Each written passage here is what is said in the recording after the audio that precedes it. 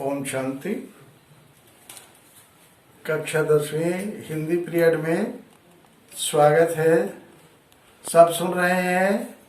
इस साल सहयोग लेना है। कल पढ़ा रहा था आप लोगों को भक्ति काल का नामकरण, पूर्व मध्य काल क्यों पढ़ा, भक्ति काल क्यों पढ़ा, कब से कब तक के काल को भक्ति काल कहा जाता है, इस बारे में नामकरण के बारे में बताए थे। भक्ति काल की कितनी शाखाएं हैं? धारा 2 है, निर्गुण सगुण। और शाखा कितनी है? 4। कितने भागों में बांटा गया है? 4 भागों में बांटा गया है। ज्ञान मार्गी, प्रेम मार्गी, रामाश्रयी और कृष्णाश्रयी। और भक्ति काल की प्रमुख विशेषताएं के बारे में भी लिखने के लिए बोला था। फेयर कॉपी में लिखेंगे विद्यार्थी। अच्छी बात है। आज चालू करेंगे उसी तारतम्यता में निर्गुण भक्ति धारा। निर्गुण भक्ति धारा क्या है, उसकी प्रवृत्ति क्या है, विशेषता क्या है, इसके बारे में देखेंगे। निर्गुण ईश्वर में विश्वास। निर्गुण माने सभी संत कइयों ने नाम रूप रहित, मतलब निर्गुण ब्रह्म की उपासना पर जोर दिया। जैसे कोई राम को, कोई सीता को, कोई गणेश को, कोई हनुमान को अपने इष्ट मानते हैं। निर्गुण वाले बोलते हैं ये वो ईश्वर नहीं है, हम उसकी ईश्वर नहीं मानते। तो हम किसको मानते हैं? जिसका नाम और रूप भी नहीं रहता, रहित मतलब नहीं रहता, वो निर्गुण ब्रह्म की उपासना करते हैं। बिना आकार प्रकार के परमात्मा को भजते हैं। इसी को निर्गुण ईश्वर में विश्वास। सगुण में विश्वास नहीं करते, आकार प्रकार में बिना नाम और रूप का वो ईश्वर में विश्वास करते हैं। निर्गुण ब्रह्म की उपासना करते हैं। पहली विशेषता हो गया, बहुत सरल है। दूसरा है बहुदेववाद तथा अवतारवाद का विरोध। निर्गुणिया संत कइयों ने बहुदेववाद और अवतारवाद में अविश्वास प्रकट किया है और एकेश्वरवाद का संदेश दिया है। दूसरा पॉइंट क्या है? बहुदेववाद और अवतारवाद का विरोध किया और ईश्वर का एकेश्वरवाद, ईश्वर एक है, इस पर जोर दिया। तीसरा है गुरु महिमा। निर्गुण भक्ति धारा के कइयों ने गुरु महिमा पर जोर दिया। गुरु गोविंद दो खड़े काके लागू पाओ, बलिहार गुरु आपने गोविंद बताए। गुरु महिमा का बखान किया। ये तीसरा विशेषता है। चौथा है रूढ़ियों और आडंबर का विरोध। चाहे हिंदुओं का धर्म हो, चाहे मुस्लिम का, आडंबर के कारण उसका विरोध हुआ। ठीक है, ये चौथा है निर्गुण। निर्गुण भक्ति धारा वाला चौथी विशेषता। उसी में पद्य के कांकर पाथर जोड़ी के मस्जिद दिया बनाए, ताज चढ़ी मुल्ला बाग दे, बहिरा हुआ खुदा। मतलब उसका रूढ़ियों का आडंबर का विरोध किया है। उनकी पंक्तियां हैं। पांचवी विशेषता है जाति पाति के भेदभाव का विरोध। सभी संत कइयों ने जाति पाति का विरोध किया। जाति पात पूछे नहीं कोई, हरि को भजे सो हरि का होय कहते। नाम का महत्व। छठी विशेषता है भजन के माध्यम से नाम जपने को महत्व दिया। ढाई अक्षा प्रेम का पढ़े सो पंडित होय, ऐसे कहते हैं। नाम का महत्व दिया। और इस तरह से आप लोगों ने निर्गुण शाखा की प्रमुख प्रवृत्तियां या विशेषता देखा। 4 आपको जरूरी है, 4 आपको याद करना है, 4 लिखना है। आप देखेंगे निर्गुण शाखा की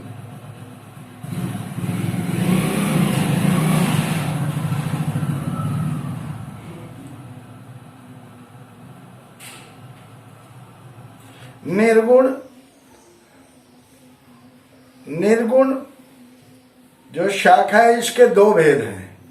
ज्ञानाश्रयी शाखा और प्रेमाश्रयी शाखा। निर्गुण का, निर्गुण में दो खंड है, ज्ञानाश्रयी शाखा और प्रेमाश्रयी शाखा। ज्ञानाश्रयी शाखा का प्रमुख विशेषताएं हैं।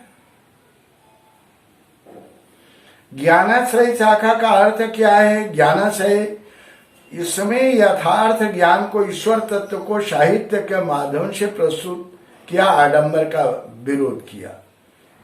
मतलब ज्ञान को प्रमुख, ईश्वर तत्व को साहित्य के माध्यम से प्रस्तुत किया। इसके प्रमुख कवि हैं कबीर, नानक दास, सूरदास हैं, इनका साहित्य है, बीजक है। और प्रेमाश्रयी शाखा प्रेम कथाओं के माध्यम से ईश्वर से आत्मा को मिलाने की विधि बताई। इसमें गुरु को माध्यम बनाया, आत्मा को प्रेमी और परमात्मा को प्रेमिका। इसमें कवि हैं जायसी मुख्य है।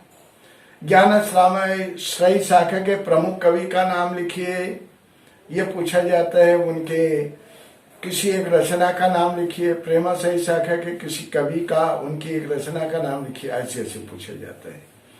आप देखेंगे निर्गुण शाखा की विशेषता, ज्ञानाश्रयी शाखा की क्या विशेषता है? आप लोगों ने निर्गुण शाखा की, आप लोगों ने विशेषता शुरू में सुन लिया, निर्गुण भक्ति धारा की। अब उसके बाद देखेंगे ज्ञानाश्रयी शाखा की प्रमुख विशेषता क्या है। निर्गुण निराकार ब्रह्म की उपासना किया, आडंबर का खंडन किया, मूर्तिवाद का विरोध किया, गुरु महिमा का बखान किया, साधुकड़ी भाषा है। ये चार पाठ्य विशेषता है। लिख सकते हैं ऐसे, अच्छी बात है। अब प्रेमाश्रयी शाखा की प्रमुख विशेषता क्या है? आत्मा को प्रेमी और परमात्मा को नैका बताया। और दूसरा विशेषता प्रेम कथा का आधार बताया। तीसरा है गुरु की महत्ता। चौथा है हठ योग का साधना। पांचवा नए प्रतीकों का प्रयोग। इस तरह से प्रेमाश्रयी शाखा की विशेषता बताई। ठीक है, बहुत सरल है, लिख सकते हैं। अब ज्ञानाश्रयी शाखा में कौन कौन है? मलिक मोहम्मद जायसी, ये आप हैं। पद्मावत महाकाव्य लिखा, ये कौन सी शाखा के हैं? प्रेमाश्रयी शाखा के प्रमुख कवि हैं। ठीक है, मलिक मोहम्मद जायसी, पद्मावत। कभी कभी आता है किसी प्राचीन महाकाव्य का नाम लिखिए तो आप प्राचीन में पद्मावत लिख देंगे, उसके रचनाकार का नाम लिखिए तो मलिक मोहम्मद जायसी लिख देंगे। ठीक है, उसके बाद है मंजन, मधुमालती है, उस्मान है, चित्रावली लिखा है, शेख नबी है, ज्ञानदीप है, कशीम शाह है, हंस जवाहर है, नूर मोहम्मद है, इंद्रावती है, आदि शोभी कवि प्रेम मार्गीय काव्य धारा के आधार स्तंभ है। प्रेम मार्गीय शाखा के प्रमुख कवि, उनकी रचनाओं के नाम सुना। और ज्ञान मार्गीय शाखा के प्रमुख कवि कबीर है, उनकी रचना का नाम बीजक है। नानक है, सूरदास का सुरसागर, सुरसाहिब, ये ज्ञानाश्रयी शाखा के। सूरदास है, ये ज्ञानाश्रयी शाखा है, प्रमुख कवि है। ठीक है, उसके बाद देखेंगे निर्गुण हो गया। अब उसके बाद देखेंगे सगुण भक्ति धारा।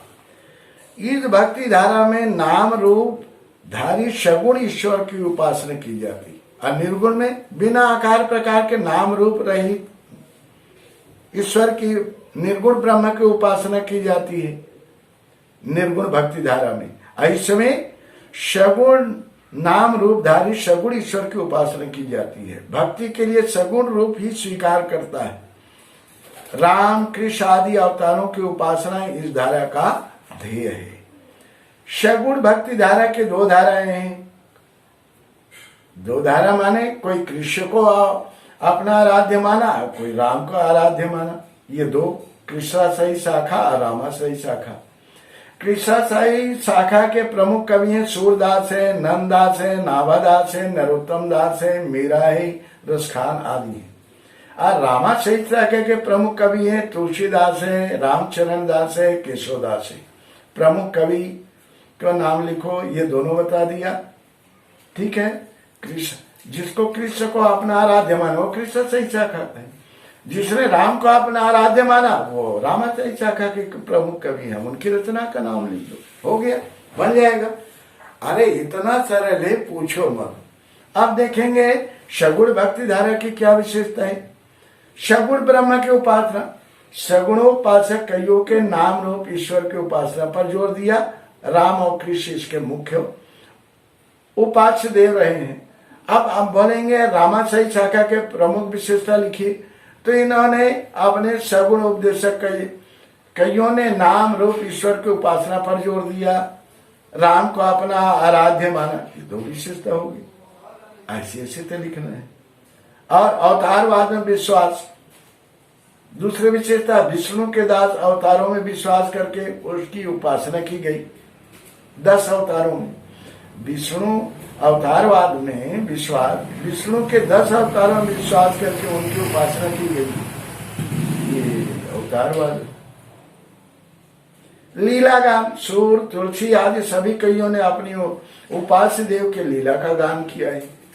ये सगुण भक्ति जारी की विशेषता प्रवृत्तियां देख रहे हैं। नाम महिमा, सगुणोपासक कईयों के ने नाम स्मरण कीर्तन भजन को बहुत महत्व दिया। 5वीं विशेषता है गुरु महिमा। संत कईयों की तरह इन कईयों ने यद्यपि गुरु को गोविंद से बड़ा नहीं बताया, फिर भी गुरु महिमा की अभिव्यंजना यत्र तत्र की है। बंदा गुरु पद पदुम परागा, सुरच सुवास सरस अनुरागा, बिनु गुरु ज्ञान न होई। ज्ञान से अधिक भक्ति को महत्व। सगुणोपासक कईयों ने ज्ञान से भी अधिक भक्ति को महत्व दिया है। इन भक्त कईयों ने श्रवण कीर्तन स्मरण पाठ सेवन अर्चन वंदन शंख दास आत्मनिवेदन नवधा भक्ति को बहुत महत्व दिया है। 7वीं विशेषता जाति पाति के भेदभाव की अमान्यता। भक्त कईयों ने भक्ति के क्षेत्र में जाति पाति का बंधन स्वीकार नहीं किया है। अब 8वीं विशेषता है लोक कल्याण की भावना भी इस साहित्य में मिलती है। अब एक साल पूछा था सगुण भक्ति के प्रमुख कवियों के नाम लिखो, तो आप सूरदास लिखेंगे, तुलसीदास लिखेंगे, मीरा लिखेंगे। उनकी प्रमुख एक एक रचनाओं का, सूरदास का सुरसागर सुरसारावली साहित्य लहरी, तुलसीदास का क्या लिखेंगे रामचरितमानस कवितावली दोहावली, मीरा का क्या लिखेंगे मीरा का पदावली। बन जाएगा अच्छा लिखते, शाबाश। ये रहा आपका भक्ति काल। भक्ति काल इस तरह से पूरा हो गया। भक्ति काल की 4 शाखा रामाशय निर्गुण और सगुण, ज्ञान मार्गीय प्रेम मार्गीय रामाशय शाखा कृष्णाशय शाखा, ये चारों हो गया। चारों शाखा की विशेषता जाना, चारों प्रमुख कवियों के नाम, उनकी एक एक रचनाओं के नाम जाना। अब देखेंगे रीति काल। आप शुरू से जान रहे हैं 1350 से 1700 तक, 1050 से 1375 तक आदि काल या वीरगाथा काल। संवत 1375 से 1700 तक भक्ति काल। उसके बाद है रीति काल, है संवत 1700 से 1900 तक। रीति काल की सामान्य परिचय। जिस प्रकार भाषा के पश्चात व्याकरण बनता है, उसी प्रकार साहित्य निर्माण के पश्चात लक्षण ग्रंथ बनते हैं। भाषा के पश्चात व्याकरण बनता है, उसी प्रकार साहित्य निर्माण के पश्चात लक्षण ग्रंथ बनते हैं। रीति ग्रंथ भी कहते हैं। रीति का अर्थ रस अलंकार गुण ध्वनि नायिका भेद आदि काव्यांगों के विवेचन की पद्धति। इस काल में इस पद्धति पर प्रकाश डालने वाले रीति ग्रंथ हो, इस पद्धति का आधार लेकर रचे जाने वाले रीति कवियों की प्रधानता रही। अतः इस काल को रीति काल कहा गया।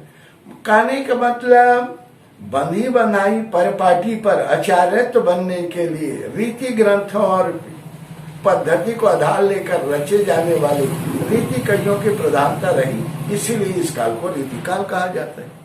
बन जाएगा नामकरण। रचनाओं में श्रृंगार रस की प्रधानता के कारण इस काल को श्रृंगार काल भी कहा जाता है। पर्यायवाची नाम है। रीति काल का नाम श्रृंगार काल। वीरगाथा काल आदिकाल का नाम वीरगाथा काल क्यों पड़ा? वीरगाथा काल क्यों कहा जाता है? वीरगाथाओं से अपलावित। पूर्व मध्य काल को भक्ति काल क्यों कहा जाता है? क्योंकि भक्ति भावना संत कवियों ने रचनाएं भरमार कर दी, अधिकतर साहित्य उसी में लिखे गए, इसलिए पूर्व मध्य काल को भक्ति काल भी कहा जाता है, भक्ति काल को पूर्व मध्य काल भी कहा जाता है, बन जाएगा। और रीति काल को श्रृंगार काल भी कहा जाता है, क्योंकि श्रृंगार रस की प्रधानता के कारण इस काल को श्रृंगार काल। अब रीति काल की प्रमुख प्रवृत्तियां विशेषताएं हैं। आचार्यत्व प्रदर्शन की प्रवृत्ति। इस काल में प्राय सभी कवि आचार्य पहले थे और कवि बाद में। उनकी कविता पांडित्य के भार से दबी हुई। दूसरा है श्रृंगार प्रियता, इसको श्रृंगार काल भी कहा जाता है। मैं सभी कवियों ने श्रृंगार में अतिशय रुचि दिखाई। दो तो आपका बिना याद ही आचार्यत्व बनने की कल्पना श्रृंगार की प्रधानता के कारण। हाँ, दूसरी विशेषता श्रृंगार की प्रधानता। अलंकार प्रियता तीसरी विशेषता। इस काल की अलंकारिकता या चमत्कार प्रदर्शन मुख्य प्रवृत्ति है। अनुप्रास की छटा, चमक की झलक, श्लेष, उत्प्रेक्षा, उपमा आदि नाना अलंकारों के चमत्कार से रीति काल की कविता चमत्कृत है। गग गग गाजे गगन घन कंवार के, गग गग गाजे गगन घन कंवार के।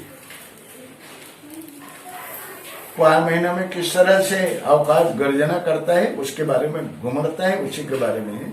ये अलंकार प्रियता को उदाहरण है।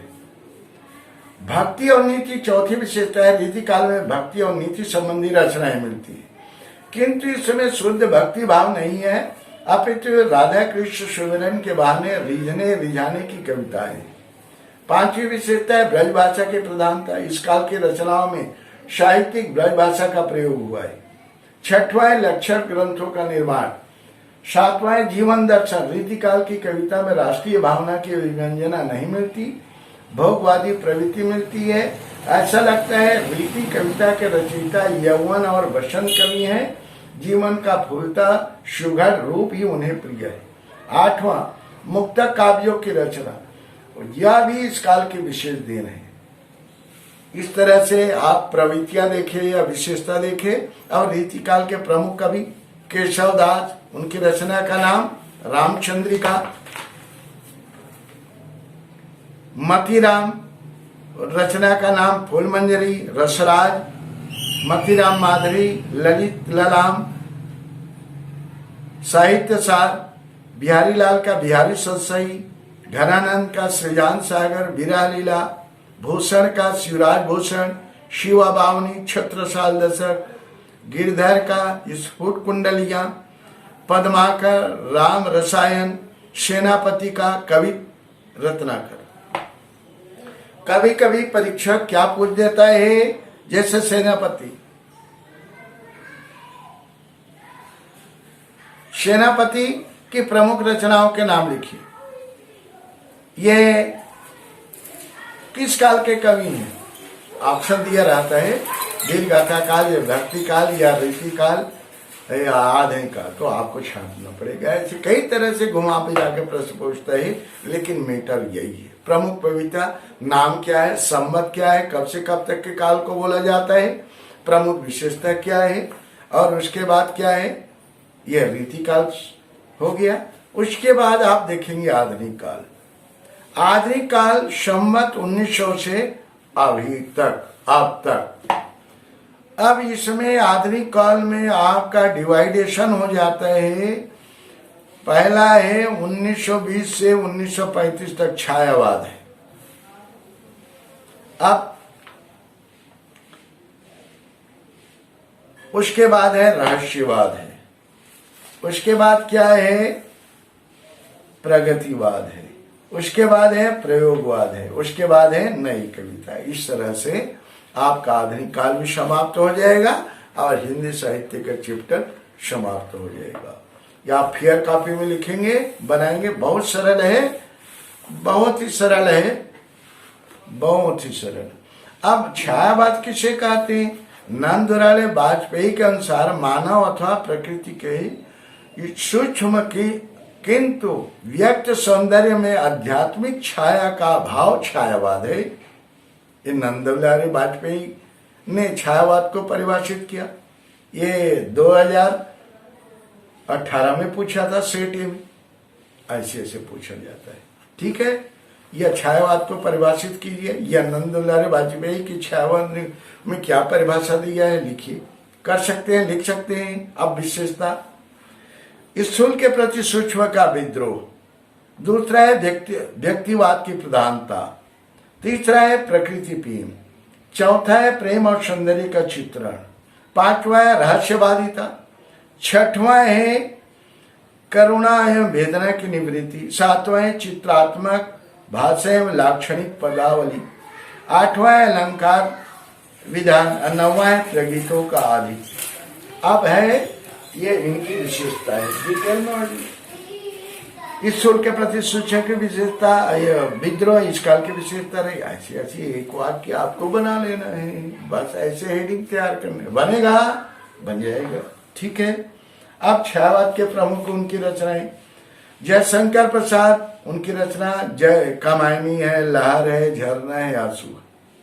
सुमित्रानंदन पद, वीणा, पल्लव, गुंजन, स्वर्ण किरण, स्वर्ण धोली, योगांत, ग्राम्या, लोकायतन। सूर्यकांत त्रिपाठी निराला का है परिमल, अनामिका, गीतिका, नए पत्ते, अणिमा। महादेव वर्मा का है निहार है, रश्मि, निर्जा है, शान्य गीत है, दीपशिखा है। रामधारी सिंह दिनकर का है रेणुका है, ओंकार है, रसवंती। ठीक है। और अन्य कवि भी हैं, बालकृष्ण शर्मा नवीन है, भगवती चरण वर्मा है, माखनलाल चतुर्वेदी है, मुकुरधर पांडे। ये छायावाद के प्रमुख कवि का नाम सुना, उनकी प्रमुख रचनाओं के भी नाम सुना, प्रमुख विशेषता क्या है इसके बारे में भी आप लोगों ने जाना। और छायावाद, नंदलाल वाजपेयी ने छायावाद को किस तरह जो परिभाषित किया इसको भी जाना। आप राष्ट्रीयवाद देखें। अच्छा ये बताओ, आपको सरल लग रहा है कठिन लग रहा है? सरल है, बहुत सरल है। क्षणिक आप परमात्मा को शुद्धता करके आप पढ़ना चालू करेंगे, निश्चित रूप से आपसे नहीं बनेगा ऐसे तो कोई बात ही नहीं याद होगा, ऐसे बात ही नहीं। लेकिन ऊपर वाले को सहारा लेना है। भले दूसरे साल नहीं लेते थे कोई बात नहीं, लेकिन अब तो लो। अब तो 10वीं पढ़ रहे हो, बोर्ड कक्षा है। अब दूसरा है रहस्यवाद। रहस्य का अर्थ होता है छिपी हुई बात, रहस्य की बात, छिपी हुई बात। अतः रहस्यवाद का अर्थ हुआ है वह बात, विचारधारा जिसका मूलाधार छिपा हुआ है, अज्ञात है। विश्व का सबसे बड़ा रहस्य परमेश्वर है, वही सर्वोच्च सत्ता है। उस परमेश्वर या परमात्मा के प्रति व्यंजित प्रेम साहित्य में रहस्यवाद कहलाता है। कितना सरल है। परमेश्वर या परमात्मा सबसे बड़ा रहस्य है के प्रति व्यंजित प्रेम साहित्य में रहस्य कहलाता है। जो भी परमेश्वर परमात्मा के प्रति व्यंजित प्रेम है वही साहित्य में रहस्यवाद कहलाता है। एक वाक्य में आपका ये परिभाषा बन गया। किसे कहते हैं इसको जान गए आप लोगों ने। जो बात है आगे विशेषता उसको देखिए। रहस्यवाद की क्या विषय, प्रेम की अभिव्यंजना। शुरू ही आपके परिभाषा में देखा क्या, परमेश्वर या परमात्मा के प्रति व्यंजित प्रेम, अभिव्यक्त प्रेम साहित्य में क्या कहलाता है, रहस्यवाद कहलाते हैं। तो प्रेम की अधिकता, रहस्यवादी कवि अलौकिक प्रेम की अभिव्यंजना करते हैं। वे प्रेमानुभूति की अभिव्यक्ति कई रूपों में करते हैं। दूसरा है आध्यात्मिक तत्वों की प्रधानता। दूसरी विशेषता आध्यात्मिक तत्वों की व्यंजना भी रहस्यवाद की प्रवृत्ति है।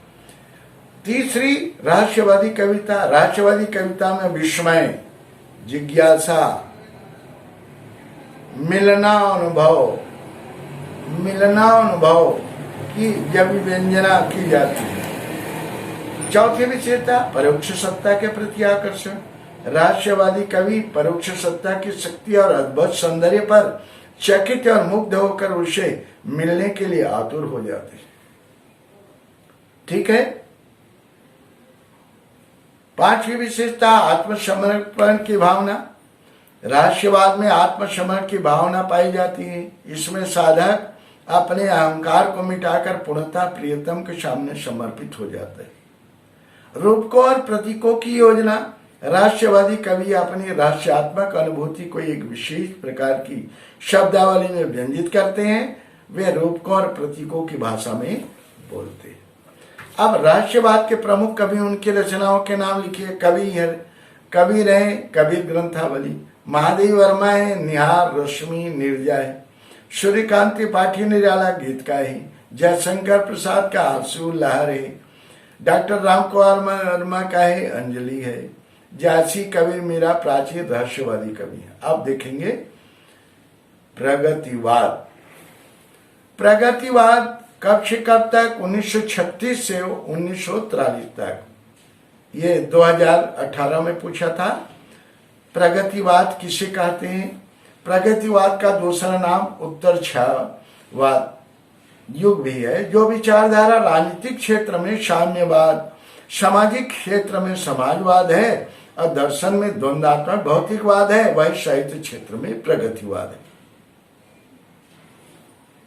प्रगतिवादी साहित्य का मूलाधार मार्क्सवादी विचारधारा है।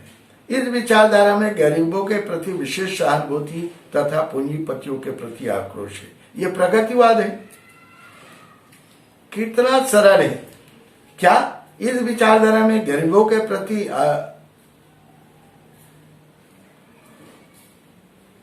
अशेष सहानुभूति, मतलब सहानुभूति नहीं, मतलब इस विचारधारा में गरीबों के प्रति अशेष सहानुभूति, मतलब बहुत विशेष प्रकार की सहानुभूति और पूंजीपतियों के प्रति आक्रोश, ये प्रगतिवाद है। प्रगतिवाद की विशेषता क्या है? यह भी 2018 में पूछा था। शोषकों के प्रति घृणा, शोषितों के प्रति करुणा। प्रगतिवाद के मुख्य विशेषता है पूंजीवादी व्यवस्था शोषण को जन्म देती है, सामाजिक विषमता को पैदा करती है, अतएव शोषकों का अंत होना चाहिए। दूसरा है यथार्थ का चित्रण। यथार्थ का चित्रण करना प्रगतिवादी साहित्य का ध्येय रहा है। राज्य में, समाज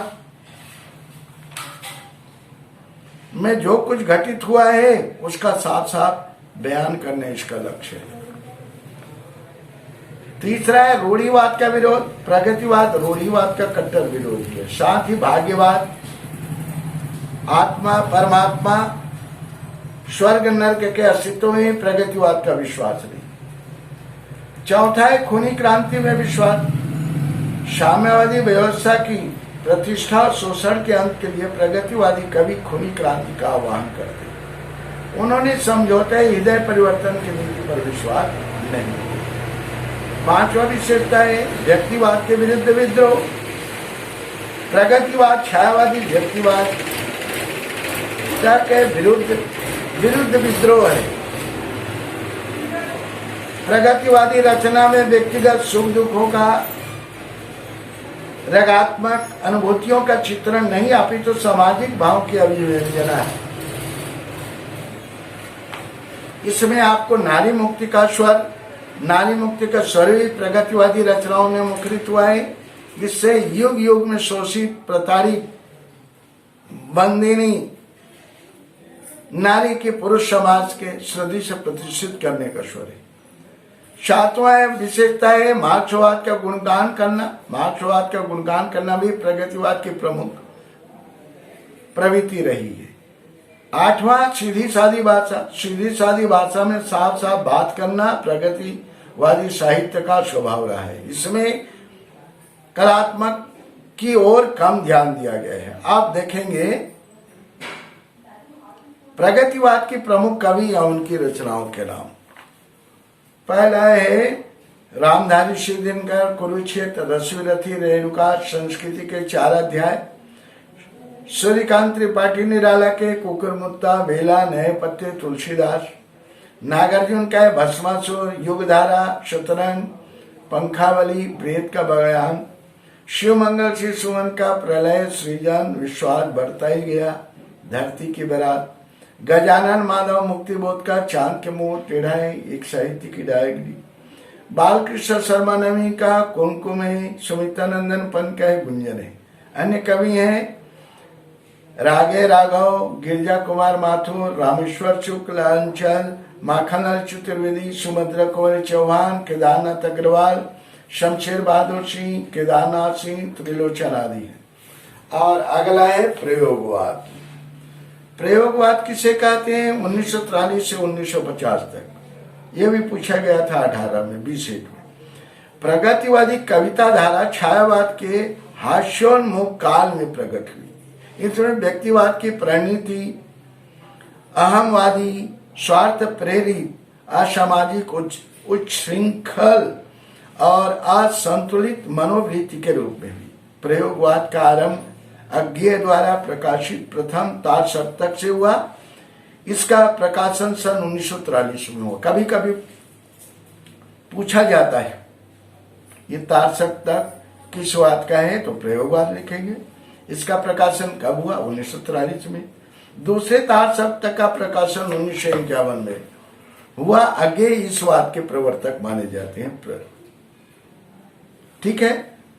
अब प्रयोगवाद की विशेषता क्या है? घोर अहम निष्ठवाद। प्रयोगवादी कविता के लेखक अपने अहम निष्ठ व्यक्तिवाद की अभिव्यंजना करते हैं। सामाजिक जीवन के साथ वे सामंजस्य नहीं रखते। दूसरा, नग्न यथार्थवाद। इस कविता में अति नग्न यथार्थवाद का भी चित्रण किया गया है। तीसरा है अति बौद्धिकता। प्रयोगवादी कविता में बौद्धिक व्यायाम के उछल कुछ ज्यादा है। चौथा है रीति काव्य की आवृत्ति। प्रयोगवादी कवि रीतिबद्ध, श्रृंगारी कवि की जुगुप्सित कुंठाओं और काम वासनाओं को ही अर्थ शून्य अभिव्यक्ति में संलग्न रहते हैं। इसमें यत्र तत्र दमन ग्रंथियों और बिंबों के मूल भुलैया है। उपासनों की नवीनता। प्रयोगवादी कवियों ने उपमानों, रूपकों और प्रतीकों के क्षेत्र में नए प्रयोग किए हैं। अब प्रमुख कवि देखेंगे। प्रयोगवाद की प्रमुख कवि उनकी रचनाएं हैं सच्चिदानंद, हीरानंद, वात्स्यायन, अज्ञेय का है आंगन के पार द्वार, बावरा, हेरी, इत्यालम, गजानन माधव मुक्तिबोध, चांद के मुंह टेढ़ा है, एक साहित्यिक की डायरी, भवानी प्रसाद मित्र है, गीत फरोस्त है, खुशबू के शिलालेख है, चकित है दुख, धर्मवीर भारती है, अंधा युग, कनुप्रिया है, सर्वेश्वर दयाल सक्सेना है, कवि की घंटियां, बांस का फूल। बन जाएगा प्रयोगवाद। उसके बाद है नवी कविता है, लास्ट है 1990 से अब तक। जिन कविताओं में नए भाव, बोधों, आधुनिक योगिन विचारों की अभिव्यंजना नवीन भाषा शिल्पों के माध्यम से की गई है, उसे नवीन कविता के नाम से जाना जाता है। बहुत ही सुंदर है इसका अर्थ। इसमें बौद्धिकता, क्षणवाद, लघु मानववाद के प्रति रुझान होता है। ऐसी कविताएं प्राय 1950 के बाद लिखी गई है। नई कविता प्रयोगवादी कविता का नया संस्कार है। इस धारा के प्रमुख प्रवर्तक डॉक्टर जगदीश गुप्त है। नई कविता की प्रमुख विशेषताएं हैं आधुनिकता की अभिव्यक्ति। आधुनिकता नई कविता के केंद्र में प्रतिष्ठित है। आधुनिक विषयों के क्षेत्र में होने वाली खोजों, विज्ञान के प्रसार से उत्पन्न विचार, भागवत परिवर्तनों की व्यंजना नवी कविता आधुनिकता के रूप में करती है। दूसरा है शिल्पगत नवीनता। नई कविता के कवि नए प्रतीक, नए उपमानों को ढूंढते हैं। ईमानदार अनुभूति को वाणी देते हैं, जैसे मेरे सपने इस तरह टूट गए जैसे भूंजा हुआ पापड़ है। लघु मानववाद की प्रतिष्ठा। नई कविता के केंद्र में मानवता की तो प्रतिष्ठा है, साथ ही लघु मानवता के प्रति भी अधिक सहानुभूति है। बिंब योजना की अधिकता। नई कविता में मूर्तिमत्ता वह बिंब योजना जितनी अधिक मिलती है उतनी इसके पूर्व की हिंदी कविता में कभी नहीं। यह बिंब अधिकतर प्रतीकात्मक और सांकेतिक है। पांचवा है बौद्धिकता। नई कविता छायावादी चित्र मोह से मुक्त होकर विचारों के बौद्धिक आलेख में बदल गई है, फलता इसमें दूरवता आ गई है। छठवां क्षण का महत्व। नई कविता में क्षणवाद का विशेष महत्व है। नई कविता के लेखकों का विश्वास है कि एक विशिष्ट क्षण का महत्व बहुत सारे सामान्य क्षणों से कहीं अधिक है। काव्य भाषा नई कविता का कथ्य द्वंद्व और तनावों से भरा है। नए भाव बोधों को अभिव्यक्त करने के लिए निराशा, कुंठा, अनाशा आदि को अभिव्यंजित करने के लिए नई कविता के कवियों ने भाषा के क्षेत्र में भी नयापन लाने का तरह तरह से प्रयास किया है।